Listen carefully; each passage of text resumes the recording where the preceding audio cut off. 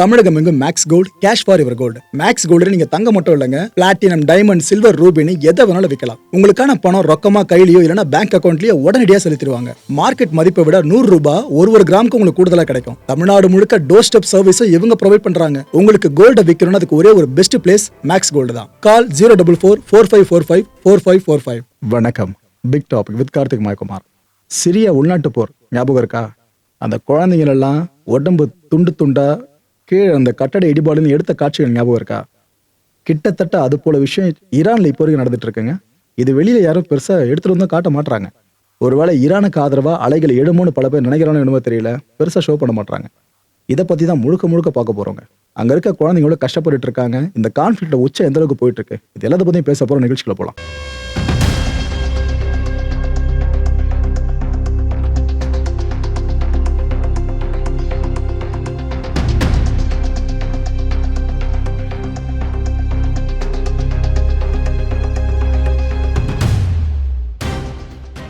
இஸ்ரேல்ல அங்க இருக்க அப்பாவி பொதுமக்கள் எந்த அளவுக்கு கஷ்டப்பட்டு இருக்காங்களோ அதுக்கு ஒரு படி கூட குறையாம, அதை விட இன்ஃபேக்ட் அதிகமாவே ஈரான் மக்கள் கஷ்டப்பட்டு இருக்காங்க. ஏன்னா இஸ்ரேல் கூட ஈரான் என்ற ஒரு த்ரெட்டை தான் ஃபேஸ் பண்ணுது அவங்க நாட்டுக்குள்ள. மற்றபடி பார்டர் பகுதிகளை ப்ராக்சி சார்ந்தவங்க ஃபேஸ் பண்ணிட்டு இருக்காங்க. ஆனா ஈரானோட டீப் பகுதிகள் வரைக்குமே அமெரிக்காவும் இஸ்ரேல் படையும் ஒரு வழி ஆக்கிட்டு இருக்கு. பாருங்க இந்த காட்சியை. இப்ப டெஹ்ரான்ல செம்மடி அடிச்சிருக்காங்க. இஸ்ரேல் படையும் அமெரிக்க படையும் சேர்ந்து அடிச்சிருக்காங்க டெஹ்ரான்ல. அந்த அட்டாக்குக்கு பிற்பாடு அவங்களோட உறவுகளை இழந்துட்டு எவ்வளவு அழுதுட்டு இருக்காங்க தெரியுதா? அங்க இருக்க மக்கள் அவங்களோட அன்பிற்குரியவர்களை இழந்திருப்பாங்கல்ல. இதெல்லாம் தாண்டி குழந்தைங்க, பல பேரோட குழந்தைங்களை இழந்திருக்காங்களாம். அங்க இருக்க உடைமைகளை இழந்து, வீடுகளை இழந்து, என்ன நடக்குதுன்னு தெரியாத அளவுக்கு தலையில கையை வச்சுட்டு தான் மக்கள் எல்லாம் இப்போதைக்கு பேனிக் மோட்ல இருக்காங்க. உடைமைகள் போயிடுச்சுனோட சம்பாரிச்சுப்பாங்க. ஆனா உயிருக்குயிரா வளர்த்த குழந்தைங்க அவங்க வீட்டுல இருந்தவங்க போயிட்டா என்னங்க பண்றது? எப்படி இடிஞ்சு போய் உட்கார்ந்துருக்காரு தெரியுதா? இந்த ஒரு புகைப்படம் அவ்வளோ அர்த்தங்கள் உங்களுக்கு தெளிவாக சொல்லும். அந்த மனுஷன் கண்ணை மூடி என்னத்தை நினைப்பாரு நினைக்கிறீங்க? இப்போ எல்லாருமே போயாச்சு, நான் மட்டும் இருந்து என்ன பண்ண போறேன்னா கண்டிப்பா அந்த மனுஷன் நினைச்சிட்டு இருப்பாரு. இது நான் ஒருத்தரை பத்தி சொல்றேன். ஈரான் முழுக்க பல பேரோட நாள் ஒரு நாளும் இப்படிதான் கடந்துகிட்டு இருக்கு. இன்னைக்கு குடும்பத்தோடு உட்கார்ந்து அவங்க சாப்பிட முடியுது அப்படின்னா, ஒரு 4 பேர் இருக்காங்கன்னு வைங்க, அம்மா அப்பா 2 குழந்தைங்கன்னு. அடுத்த நாள் அந்த குடும்பம் அப்படியே இருக்குமான்னு தெரியல. அப்பா மிஞ்சு வரா, அம்மா மிஞ்சு வரா, குழந்தைங்களுக்கு என்ன ஆகும்? இப்படியே பயத்துல தான் ஈரான் மக்கள் இப்ப காலத்தை நடத்திக்கிட்டு இருக்காங்க. இந்த டெஹ்ரான்ல அட்டாக் நடந்து முடிஞ்ச பிற்பாடு பல பேரை மீட் இருப்பாங்களே, அப்படி மீட்டு அழைச்சிட்டு வர்றவங்களுக்கு மருத்துவ சிகிச்சை உதவி பண்றது, அந்த இடங்கள் அட்டாக் நடக்காம இருக்கணும், அதையும் அவங்க ஃபோக்கஸ் பண்றதுன்னு இப்படிதான் போய்கிட்டு இருக்கு ஈரான் முழுக்கவே. ஆக்சுவலா ஈரான்னாலே ஒரு ரெஸ்ட்ரிக்டட் கண்ட்ரி, ரொம்ப கன்சர்வேட்டிவா இருப்பாங்க, கிட்டத்தட்ட வடகொரியா மாதிரி அப்படின்னு பல பேரும் ப்ரொபகண்டா பண்றாங்களே. டு பி ஃப்ராங்க், ஈரான் அப்படி கிடையாது. அங்க இருக்க மக்களை பொறுத்த வரைக்கும் சந்தோஷமா தான் வாழ்றாங்க. எல்லா நாடுகள்லயும் அரசுக்கு எதிரான ஒரு சில மனப்பான்மை மக்களுக்கு இருக்கும்ல, ஒரு சில விமர்சனம் இருக்கும்ல, அது ஈரான்லயே இருக்கு, நான் இல்லைன்னு சொல்லல. ஆனா எல்லா மக்களும் அப்படிதான் இருக்காங்கன்னு மட்டும் தயவு செஞ்சு யோசிச்சிடாதீங்க மக்களே. ஏன்னா இப்போ வரைக்கும் பல ஊடகங்கள் அப்படிதான் ஷோ பண்றாங்க. ஈரான்னாலே நார்த் கொரியா மாதிரி அப்படின்னு ஷோ பண்ணிட்டு இருக்காங்க. ஆனா உண்மை அது கிடையாது. ஏன்னா இது போல நெரேட்டிவை செட் பண்ணிட்டா அதுக்கப்புறம் ஈரானை யார் எத்தனை பேர் அடிச்சாலும் கேட்க மாட்டோம்ல யாருமே. ஆமா ஆமா அந்த கொடுங்கோல் ஆட்சியாளர்களுக்கு தேவை அப்படின்னு சிம்பிளா முடிச்சுட்டு போயிடுவோம். ஆனா மக்களே, அங்க இருக்க பொலிட்டிஷியன், சோல்ஜர்ஸ் கொல்லப்படுறதை விட சிவிலியன்ஸ் தான் அதிகமா கொல்லப்பட்டு இருக்காங்க. அதனால இந்த விஷயத்தை நாம எல்லாம் ரொம்ப சீரியஸா பார்க்கணுன்ற. நான் இவ்வளவு சொல்லியும் சில பேருக்கு மனசு இறங்கி இருக்காதுல. இந்த ஒரு காட்சியை பாருங்க. இந்த காட்சி தான் சொன்னேன். ஒரு 6 குழந்தைங்களோட முகங்கள் உங்களுக்கு தெரியுதுல்ல. இந்த 6 குழந்தைங்களும் இப்போ உயிரோடு இல்லை. ஈரானோட இந்த கோம் பகுதி இருக்குல்ல, அங்க இருக்க பாரிஸ் எல்லாம் அடிச்சிருக்காங்க இப்ப நடந்த அட்டாக்ல. 6 குழந்தைங்க செத்து போயிருக்காங்க, கொன்னு இருக்காங்க. ஏதோ விபத்துல சிக்கியோ எதிர்பாராத சாவோ கிடையாது, அட்டாக் பண்ணிருக்காங்க, கொண்டு இருக்காங்க இந்த 6 குழந்தைங்களை. நீங்க எப்படி ஜஸ்டிஃபை பண்ணுவீங்க? இதை விட கொடுமையான ஒரு காட்சி காட்டுறேன். அங்க இந்த அட்டாக் நடத்தி முடிச்ச பிற்பாடு கட்டடங்கள்லாம் அப்படி சரிஞ்சு விழுந்திருக்கோல, அப்ப அந்த இடிபாடுக்குள்ள சிக்கியிருக்க பல பேரை தூக்கிட்டு வந்து ஹாஸ்பிட்டலைஸ் பண்ணுவாங்கல்ல, அவங்க எல்லாருமே அடல்ட்ஸ் கிடையாதுங்க. இது போல கை குழந்தைங்க இருக்காங்க பல பேர். நல்ல வேளை இந்த பாப்பாக்கு எதுவும் ஆகல. அவ அழறா, என்ன நடந்துச்சுன்னு தெரியல. குழந்தைங்களுக்கு என்ன தெரியும் எதுக்கு அடிக்கிறாங்க, ஏன் அடிக்கிறாங்க? இந்த போர்ன்ற வார்த்தை குழந்தைங்களுக்கு கண்டிப்பா தெரியாது. அந்த குழந்தை என்ன நடக்குன்னு தெரியல சுத்தி. ஆனா அந்த இடிபாடுகள்ல இருந்து ஏற்பட்ட டஸ்ட் இருக்குல்ல, அங்க இருந்து குழந்தைங்களை மீட்டு கொண்டு வரதுக்கு மீட்பு குழுல இருக்கவங்க அவ்வளவு கஷ்டப்பட்டு இருக்காங்க. காட்சியை பாருங்களேன்.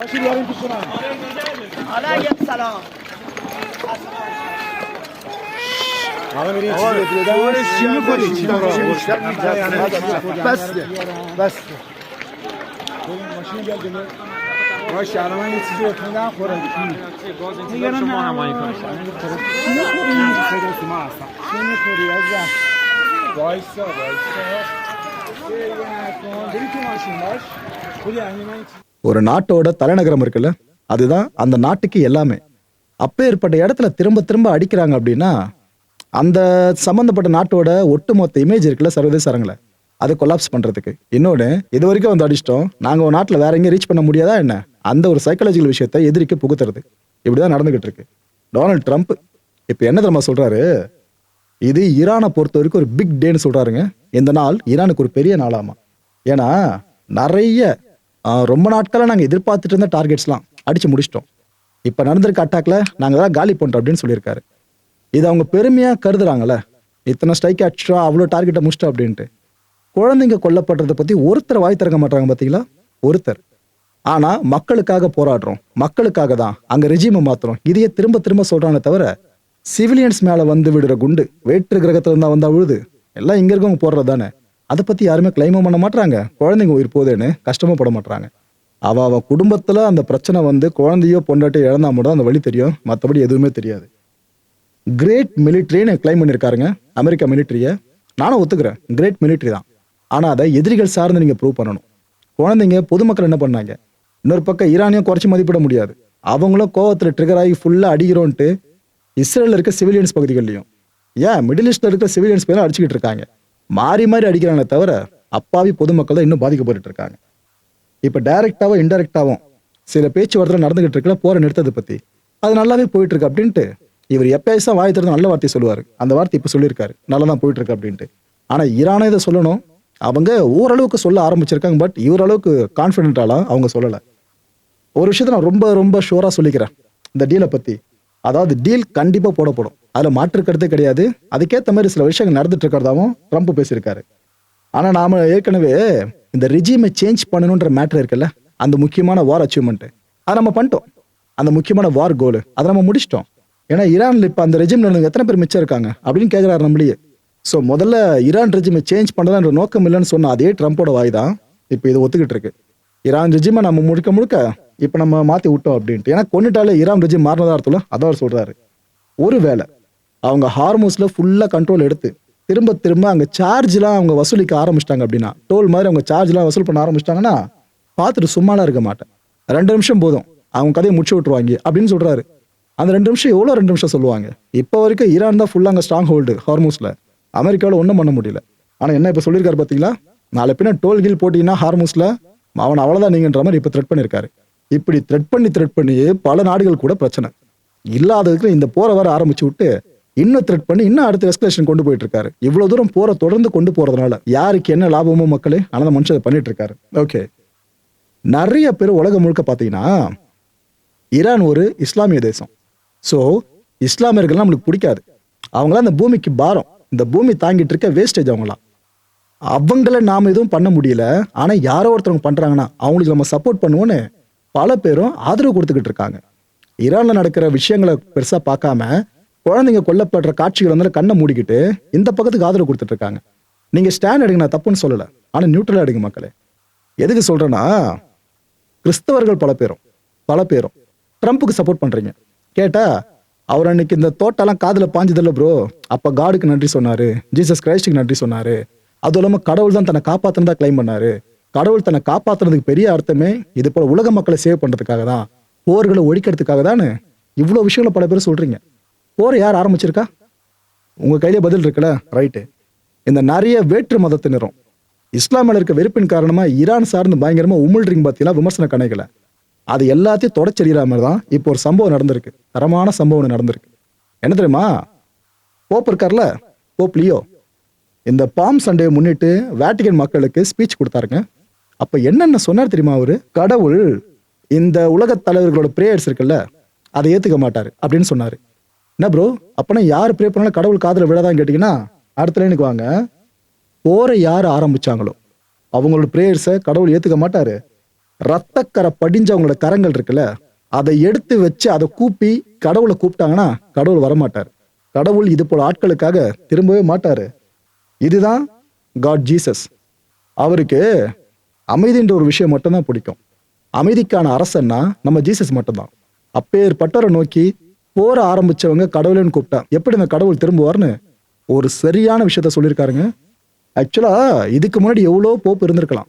ஆனா போப் லியோ அவர்கள் இந்த அளவுக்கு ஓப்பன் பண்ணி பேசியிருக்காருல, இதைத்தான் உலக மக்கள் வரவேற்கிறோம். மார்க்கங்களை கடந்து நிக்கணும்ன்றது வாய் வார்த்தை இருக்கக்கூடாது, செயல்ல காட்டணும். இந்த மனுஷன் அதை காமிச்சிருக்காரு. ஏன்னா அவருடைய பேசுறதுனாலேயே அவருக்கு எந்த அளவுக்கு விஷயங்கள் நடக்கும் தெரியுமா? இவருக்கு எதிராக ஸ்டேட்மெண்ட்ஸ் விடுவாங்க பாருங்க, வெயிட் பண்ணி. இந்த வீடியோ வந்ததுக்கு அப்புறம் எவ்வளவு ஸ்டேட்மெண்ட்ஸ் வருதுன்றதை பத்தி ஒரு வீடியோ போடுறேன் உங்களுக்கு. இந்த போர்களை ஜீசஸ் எப்பவுமே வெறுத்தார். அவர் ஒரு போரை கூட விரும்பினவரே கிடையாது. இந்த ஜஸ்டிஃபை பண்ற விஷயம் இருக்குல்ல, அதாவது போர் ஆரம்பிச்சிருவாங்க. ஏன் ஆரம்பிச்சு அப்படின்னு கேட்டா, இந்த காரணம் அந்த காரணம்னு சொல்லுவாங்க. எதுக்கு குழந்தைங்களை சாவடிக்கிற, ஏன் உன் மிஸ்ஸில் அவங்க விழுதுன்னு கேட்டா, நாங்க விழ வைக்கல, அவங்களே அதை மிஸ்ஃபயர் பண்ணிட்டாங்க, ஃப்ரெண்ட்லி ஃபயர் அப்படின்றவாங்க. இது போல சப்பக்கட்டு கட்டுவாங்க. அதைத்தான் போப் லியோ சொல்றாரு, இப்படி எதுவுமே நீங்க காரணம்லாம் சொல்ல முடியாதுப்பா. ஒரு வாரம் ஆரம்பிச்சுட்டு ஒரு போர் ஆரம்பிக்கிறதே உயிர்கள் போகுன்றது கேரண்டியா தெரிஞ்சுதான். அதையும் தாண்டி ஆரம்பிச்சுட்டு கடவுள் காப்பாத்துவார், கடவுளுக்காக அப்படின்னு நீங்க சொல்றீங்கன்னா உங்களை எப்படி ஏத்துக்க முடியும்னு கேட்கிறாரு. நான் பைபிள்ல இருந்தே ஒரு பேசேஜ் உங்களுக்கு வாசிச்சு காட்டுன்னு வாசிச்சு காமிச்சாரு. என்ன சொன்னாப்ல, கடவுள் சொல்றாரு, அதாவது நீ என்னதான் என்ன நோக்கி ப்ரே பண்ணாலும் உன் கரங்கள் இருக்குல்ல, அது தூய்மையா இருக்கணும், ரத்த கரை படிஞ்சிருக்கூடாது. அந்த ஒரு ரத்தக்கரை படிஞ்ச கையோடு நீ எவ்வளவு முறை என்னை நோக்கி கூப்பிட்டாலும் நான் வரமாட்டேன், உனக்கான என்னோட கரிசனம் கிடைக்கவே கிடைக்காது, கருணை கிடைக்காதுன்னு கடவுள் சொல்றாருன்னு பைபிள் பேசேஜை முன்மொழிஞ்சு இவர் பேசியிருக்காருங்க. சரி, ரைட்டு. அவர் யாரை சொல்றாரு? ஏன்னா எங்கேயுமே ட்ரம்ப்ன்ற பேரை மென்ஷன் பண்ணல, ஈரான்ன்ற பேரையும் மென்ஷன் பண்ணல, அந்த கண்ட்ரி நேமையும். ஆனாலும் இந்த விஷயம் சொல்லியிருக்காருல, யாரை சொல்லியிருப்பாரு அப்படின்றத இப்ப நீங்களே நல்லா யோசிச்சு பாருங்க. ஏன்னா பல பேர் ஸ்டாண்ட் எடுக்கிற விஷயம் கரெக்டா எடுத்தீங்கன்னா பரவாயில்ல, மார்க்கத்தை மனசுல வச்சு எடுத்து தொலையாதீங்க. ஏன்னா மனுஷன் ஒருத்தர் இருந்தாதான் மார்க்கம்னு ஒண்ணு இருக்கும், மனுஷனே இல்லைன்னா மார்க்கன்ற ஒண்ணே கிடையாது. ஸோ எதுக்கு முக்கியத்துவம் கொடுக்கணும்னு யோசிச்சு பாருங்க. மனிதத்தை முதல்ல பாருங்க, அதுக்கப்புறம் மார்க்கத்தை பார்த்துப்போம். இந்த ஏஷியன் கரன்சிஸ் இருக்குல்ல, செம்ம அடி வாங்கிட்டு இருக்கு இப்போ வரைக்கும். இதுல இந்த சவுத் கொரியாவோட வான் இருக்கு பாருங்க, அது எங்க வானு லாஸ்ன்னு பேரை மாத்திக்கலாம், அந்த அளவுக்கு போய்கிட்டு இருக்கு. 1515.2 அமெரிக்க டாலருக்கு நிகரான இந்த சவுத் கொரியன் வானோட மதிப்பு இவ்வளவு தூரம் கீழே சரிஞ்சிருக்கு. இது கடந்த 23ஆம் தேதி எந்த அளவுக்கு கீழே போச்சு தெரியுமா? 1517.3 கீழே போச்சு. இப்ப இருக்கிறத விட அப்ப சம்மடி. இதுதான் கடந்த 17 வருஷங்கள்லயே சவுத் கொரியன் வான் ஃபேஸ் பண்ண ரொம்ப ரொம்ப ரொம்ப வீக் பாயிண்ட் 17 வருஷத்துல. இன்னொரு பக்கம் சிங்கப்பூர் டாலர் எடுத்துக்கங்க.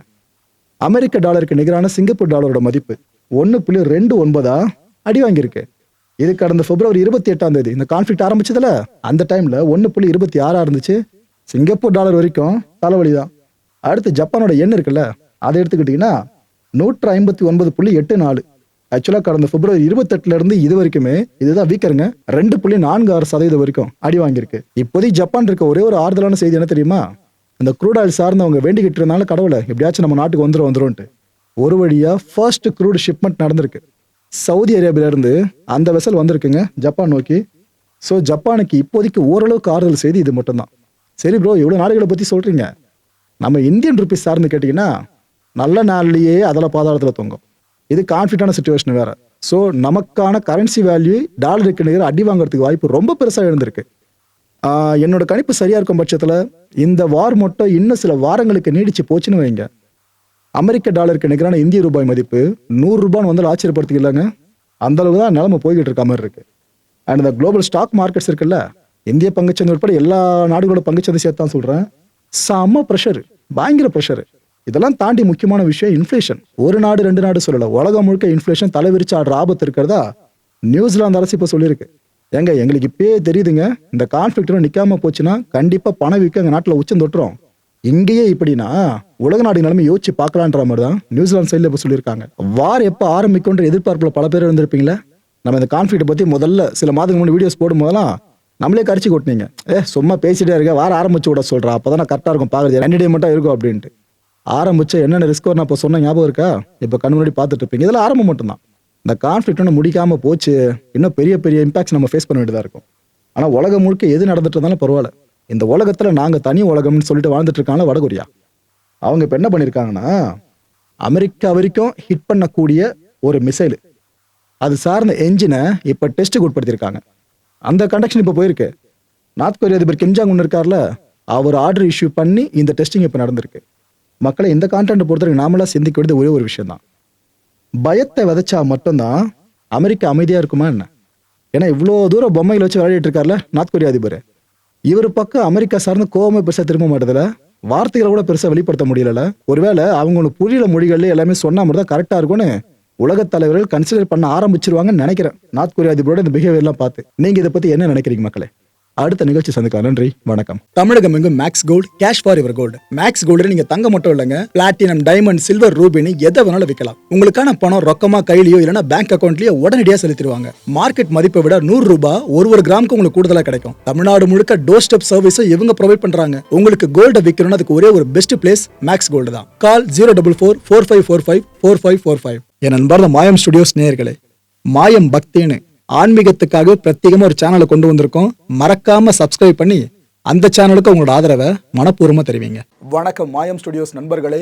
மாயம் ட்ரெண்ட்ஸ் அப்படின்ற ஒரு புதிய ஃபேஸ்புக் பேஜை ஓப்பன் பண்ணியிருக்கோம். நீங்கள் யூடியூப்ல பார்த்துட்டு இருக்கீங்களா நம்மளோட கான்டென்ட்ஸ்லாம், இதெல்லாம் விட ஒரு படி மேலே ரொம்ப கிறிஸ்பாவும் ரொம்ப சூப்பராகவும் நிறைய கான்டென்ட்ஸ் உங்களுக்கு இந்த பேஜில் காத்துட்டு இருக்குங்க. ஸோ உடனடியாக ஃபேஸ்புக் பிளாட்ஃபார்ம் போங்க, மாயம் ட்ரெண்ட்ஸ்னு டைப் பண்ணி சர்ச் பண்ணி நம்ம பேஜை ஃபாலோ பண்ணுங்க. அப்படியே நம்ம சேனலையும் நீங்கள் சப்ஸ்கிரைப் பண்ணிட்டீங்க அப்படின்னா இன்னும் நிறைய புது கான்டென்ட்ஸை உங்களுக்காக ப்ரொடியூஸ் பண்ணி கொடுத்துக்கிட்டே இருப்பாங்க. நீங்கள் பண்ணுற ஒவ்வொரு சப்ஸ்கிரிப்ஷனும் எங்களுக்கு பெரிய மோட்டிவேஷனாக அமையும்.